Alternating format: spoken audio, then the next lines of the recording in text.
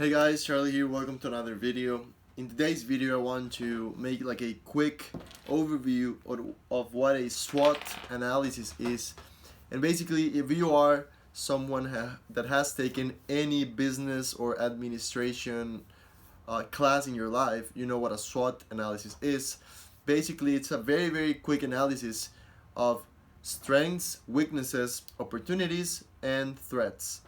So by asking yourself all these questions that I'm gonna tell you right now, you can really know where you're at, like what are you good at, what are you not that good at, where can you exploit, where you can have where do you have strengths and opportunities, and where can you be shot, where are your threats, right? So the very basic step of doing an analysis is deciding what's your objective. So you can simply do it in general for your business, like an analysis for your business in general, or you could break it down into maybe a program or a service or something in specific that you want to launch or that you already have in place and you want to make it perform better, improve it.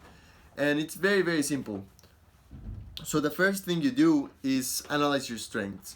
So what could a strength be? A strength can be, for example, some area you have expertise on, or maybe your experience, or maybe certificates, or maybe you're spending money on something, you're investing, and that's gonna give you some kind of advantage over other people. Remember that these strengths, they kind of have to be related to the other competitors out there, right? What do you have better than them? What are you good at? What has your business done well? So all the strengths, basically what you want to do is like a brainstorm, right?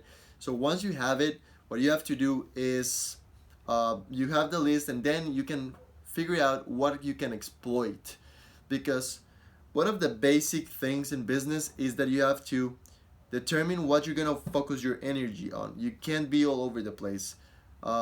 It's called the 5% 95% rule, the Pareto 20/80. It doesn't matter. Thing is that a very small percentage of the things that you do in your business will give you most of the results. 20% gives you 80%, or 5% gives you 95. Somewhere along those percentages, it's how the law works. Then you go for your weaknesses, like what things could you improve, what things have not worked in the past, what things people complain about, what things you don't like doing or you feel that you don't have so much confidence on. And basically the weaknesses, what you want to do is strengthen them, right? Resolve those problems, see what you can do better. They're very important, because even if you have a very great business in many areas, if there's one area that is very bad, most people tend to focus on the bad things. So it's not such a good idea to have like some leaks in your business, because if there's a hole in the whole ship, in the water has one little hole, it can still sink, right? Because the water's gonna come in and come in and come in and come in. You have to fix it, otherwise um, you're gonna sink.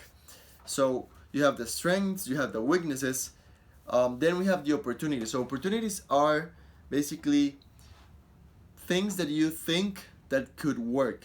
So for example, these are things that you're not doing already. So these are like aspects on your business or things you could add to your service that could improve it.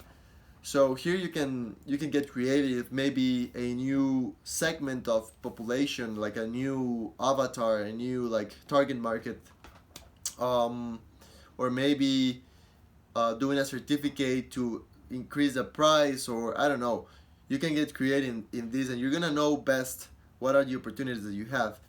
Also, maybe could be adding some technology into your business, doing groups, like what can you exploit on your business that you haven't, and what other ways you have to expand, like maybe having more services or having more coaches with you, or maybe setting up a funnel if you don't have one, or instead of a website, or maybe finishing your website if you haven't. So all these opportunities are things you can do to become better, because we already know what you're good at, what you already do well or excellent, what you don't do so well and you can improve, and now what you could do what you could do to improve, right? And last but not least are the threats. So threats, I would say, uh, usually they're not the most important, but low key they are. For example, many of you didn't imagine this whole pandemic thing could happen, but that's a threat in your business since day one. For every business has different kinds of threats, and uncontrollable variables, things you are that are outside of your control, like a pandemic or politics or laws or consumers behaviors or climate change. It depends on the business, right? If you're cultivating pineapples and there's a storm, you can't harvest and you don't have a business, right? So for every business, there's uncontrollable variables that are going to affect them. Just think for a little bit about what things could affect you. Maybe if the dollar goes up or down, or taxes, I don't know. There are many things that can affect your business and how much money you're going to perceive, or even put you out of business, like the pandemic has done with so many gyms all over the world. If you know all these things, and you're like, first of all, you're mentally prepared for anything, even a pandemic. Like if you get hit by a pandemic, it's a matter of attitude and changing the way you do business very, very quickly. I think that every business needs at least needs to try to implement some kind of internet or digital way of still performing. Obviously, a gym, it's not gonna work so well, but I've seen people that have like very that have like a community, and they did like home workouts like on Zoom and everything, and they kept their customers paying while others went broke. So knowing the threats that your business has, from the most unlikely to the most likely, will help you, first of all, be prepared mentally, and second of all, prepare a plan in case of, right? It doesn't have to be super detailed, because it's not like you're gonna die if you don't do it, but it's gonna save you a lot of pain, and it's gonna save you also a lot of money if it happens, right? So this is a SWOT analysis, guys. I highly recommend you do it. It takes 30 minutes, 20 minutes. You put your phone away, put a timer on, and just brainstorm everything that you got with the questions I just said.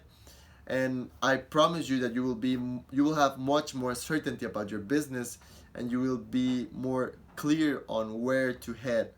And that's the point. That's the idea of the SWOT analysis.